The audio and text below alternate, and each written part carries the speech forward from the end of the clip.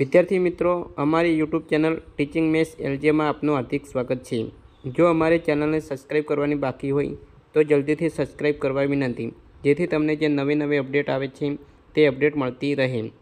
વિદ્યાર્થી મિત્રો, હવે 2024ની સાલમાં નવી સ્વ અધ્યયન પોથી આવી છે। નવી એટલે કે અહીં ભાગ પ્રમાણે આવી છે। અહીં પ્રથમ ભાગ છે। એ પ્રથમ ભાગમાં ભાગ 1માં જે વિષય ગણિતમાં પ્રકરણ 1 આપેલ છે કે પૂર્ણાંક સંખ્યાઓ, તો પૂર્ણાંક સંખ્યાઓ વિશે સોલ્યુશન કરીશું। યોગ્ય વિકલ્પ પસંદ કરો। -11 × 7 એ કોના બરાબર નથી? તો -11 × -7 બરાબર નથી। નીચેનામાંથી કઈ એની વિરોધી સંખ્યા નથી? તો -a એ એની વિરોધી નથી। પૂર્ણાંક સંખ્યા એ માટે ગુણાકારની તટસ્થ સંખ્યા કઈ છે? તો 1। -25 × 6 + 4 એ કોના બરાબર નથી? તો -25 × 6 × 4 બરાબર નથી। નીચેનામાંથી કઈ પૂર્ણાંક સંખ્યા નથી? -12/5। નીચેનામાંથી કયો વિકલ્પ તાપમાનનો સૌથી વધારો સૂચવે છે? -10 સે થી 1 સે। શૂન્ય સિવાયની પૂર્ણાંક સંખ્યા એ માટે નીચેનામાંથી કયું વ્યાખ્યાયિત નથી? a/0।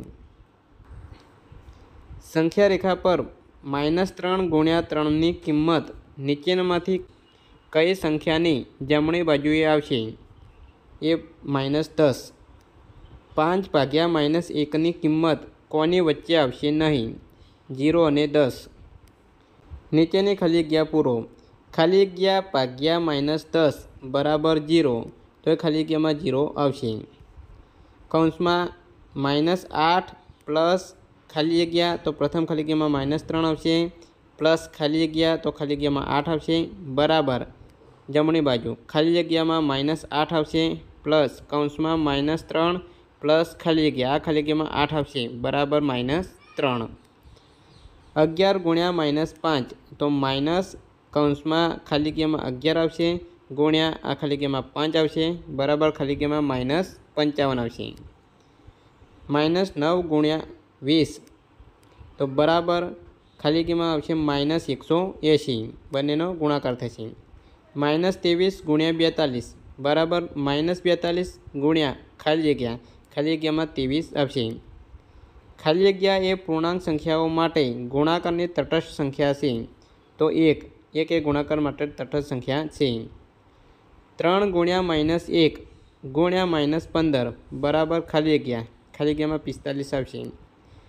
12 × -7 ગુણ્યા 5 બરાબર ખાલી જગ્યામાં 12 આવશે, ગુણ્યા કૌંસમાં -7 ગુણ્યા ખાલી જગ્યા, તો ખાલી જગ્યામાં 5 આવશે। ખાલી જગ્યા ગુણ્યા -1 બરાબર 47, તો ખાલી જગ્યામાં આવશે -47। નીચેના દાખલા ગણો। પૂર્ણાંક સંખ્યાઓની એવી જોડ બનાવો જેનો ગુણાકાર -12 થાય અને તેમની વચ્ચે 7 પૂર્ણાંક સંખ્યાઓ આવેલી હોય। ઉકેલ: તો -2 × 12 બંનેનો ગુણાકાર કરીશું તો -12 થશે, અથવા 2 × -6 બરાબર -12।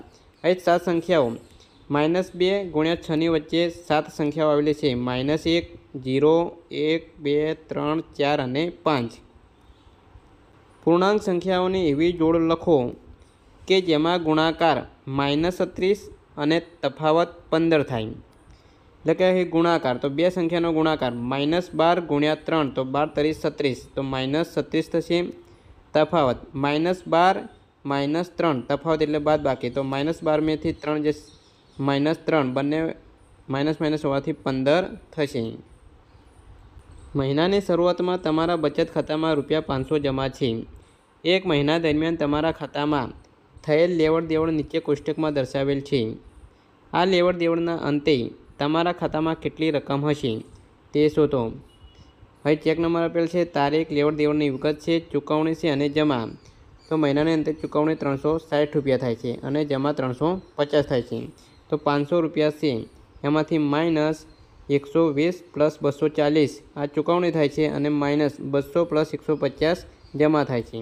તો 500 - 360 ચૂકવણી થશે માઇનસ 350 જમા થશે. તો 500 માઇનસ તફાવત થશે 10. તો 500 માઇનસ 10 એટલે કે 490.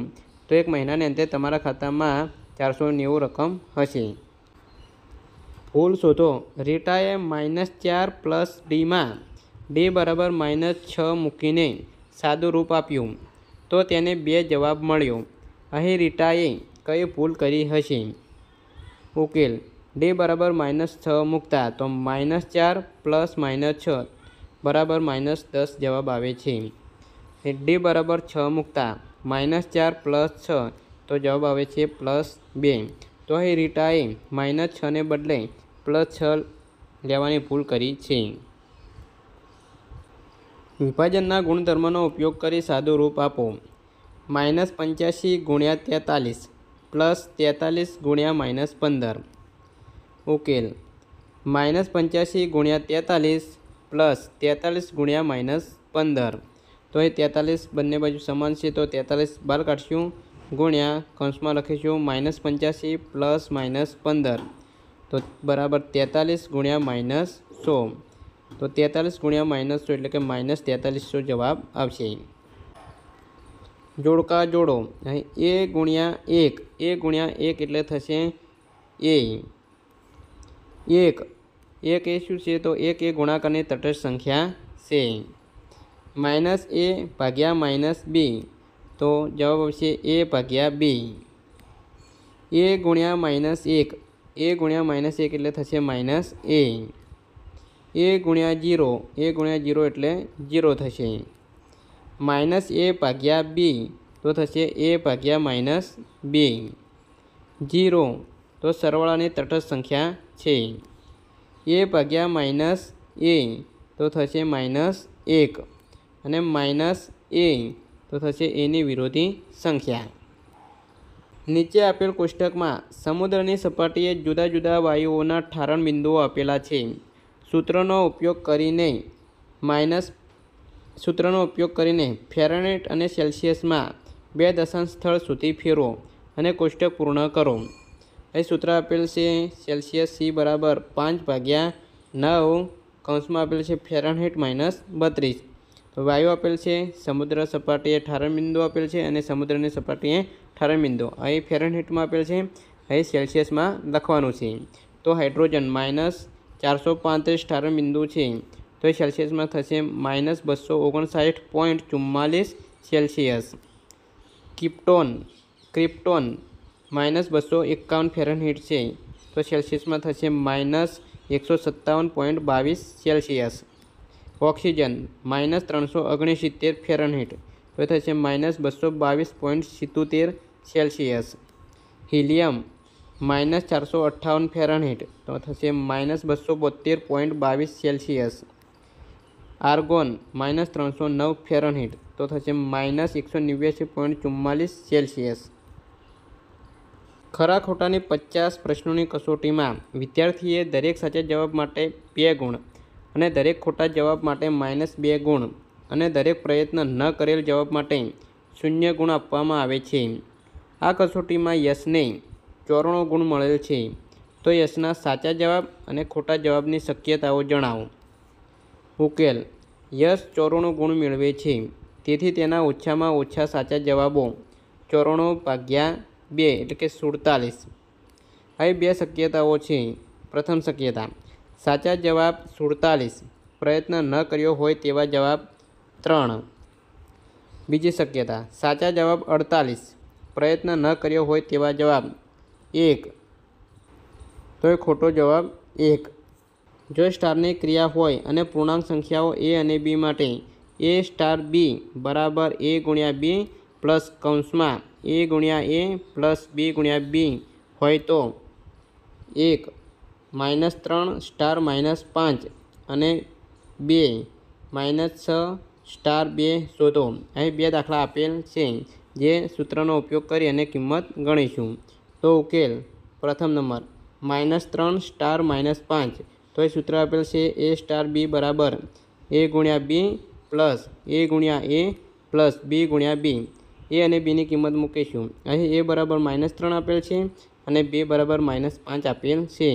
તો -3 સ્ટાર -5 બરાબર -3 ગુણ્યા -5 પ્લસ મોટા કૌંસમાં આવશે -3 ગુણ્યા -3 પ્લસ -5 ગુણ્યા -5 એ 5 તારી 15 પ્લસ 9 પ્લસ 25 થશે તો 15 પ્લસ 34 એટલે થશે 49. ઉકેલ 2 -6 સ્ટાર 2 તો એ સૂત્ર આપેલ છે A સ્ટાર B બરાબર A ગુણ્યા B પ્લસ કૌંસમાં આવશે A ગુણ્યા A પ્લસ B ગુણ્યા B.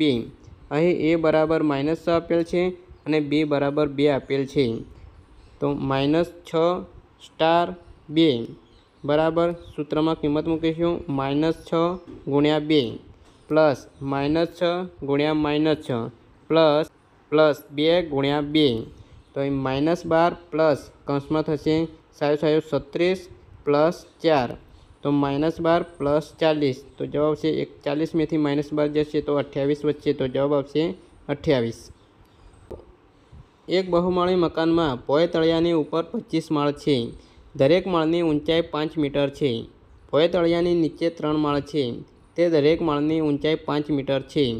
આ બહુમાળી મકાનની લિફ્ટ 1 મીટર પ્રતિ સેકન્ડના દરથી આગળ વધી છે. એક વ્યક્તિ ભોંય તળિયાથી 50 મીટરના સ્થાનથી લિફ્ટમાં નીચે ઉતરે છે.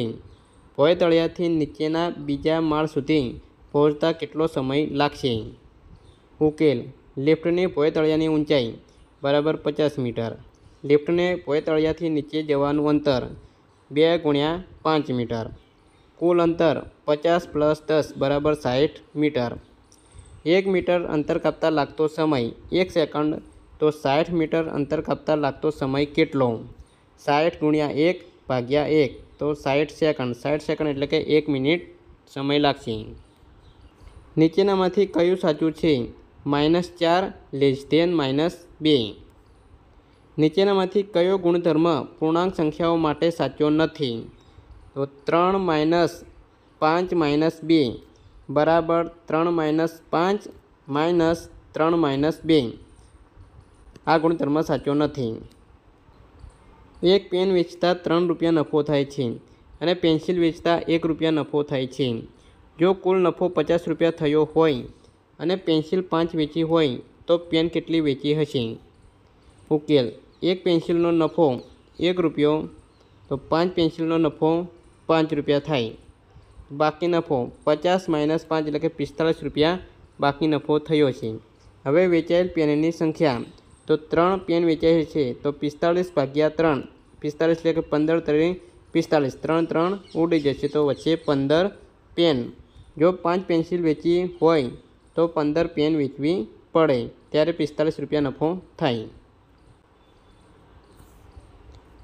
ખાલી જગ્યા ગુણ્યા ખાલી જગ્યા બરાબર -20 તો 4 ગુણ્યા -5 4 5 20 એટલે કે -1 એટલે -20. અધ્યયન નિષ્પત્તિનું સર્વગ્રાહી મૂલ્યાંકન. યોગ્ય વિકલ્પ પસંદ કરો. -35 ગુણ્યા 107 એ નીચેનામાંથી કોની બરાબર નથી? -35 ગુણ્યા 7 પ્લસ 100. નીચેનામાંથી કયું બીજાથી જુદું પડે છે? તો -5 ગુણ્યા -1. નીચેનામાંથી કયું બાકીનાથી જુદું પડે છે? -32 ભાગ્યા 9. ખાલી જગ્યા પૂરો. 12 ગુણ્યા -5 બરાબર માઇનસ કૌંસમાં ખાલી જગ્યા ગુણ્યા ખાલી જગ્યા તો બંને ખાલી જગ્યામાં પ્રથમ ખાલી જગ્યામાં 12 આવશે ગુણ્યા 5 તો 12 × 5 = 60 બરાબર આ ખાલી જગ્યામાં આવશે 60. -225 ભાગ્યા 5 તો -225 ને 5 વડે ભાગીશું તો ખાલી જગ્યામાં જવાબ આવશે -45. માગ્યા મુજબ ઉત્તર આપો. -100 ભાગ્યા -10 નું સાદું રૂપ આપો. ઉકેલ -100 ભાગ્યા -10 તો -100 ભાગ્યા -10 - ઉડી જશે અને 0 0 ઉડે છે એટલે +10 વધશે. જવાબ આવશે +10. સાદું રૂપ આપો. 3 ગુણ્યા -1 ગુણ્યા -15. ઉકેલ 3 ગુણ્યા -1 ગુણ્યા -15 તો 3 × 3 એટલે કે -3 ગુણ્યા -15 તો 15 તરી 45 પ્લસ થશે એટલે +45 જવાબ આવશે.